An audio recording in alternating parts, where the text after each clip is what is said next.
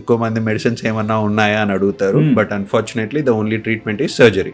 It's just like మనం జనాలకి ఏం చెప్తామంటే టైర్ పంక్చర్ అయింది, టైర్ పంక్చర్ అయిపోయి లోపల ఉన్న గాలంతా బయటికి వెళ్తుంటే బయటికి పోకుండా మనం ఎట్లయితే ప్యాచ్ రిపేర్ చేస్తామో సేమ్ వే హెర్నియా సర్జరీలో కూడా మనకు మెష్ అనే దాంతో ప్యాచ్ చేయడం జరుగుతుంది.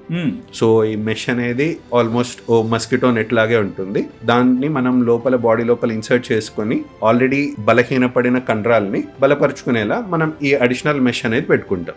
సో ఈ మెష్ పెట్టుకోవడం వల్ల మనకు అడిషనల్ ప్రొటెక్షన్ వస్తుంది. ఏ విధంగా అంటే మనం ఇందాకే అనుకున్నట్టు మస్కిటో నెట్ లాగా ఉంటుంది అన్నాం కదా.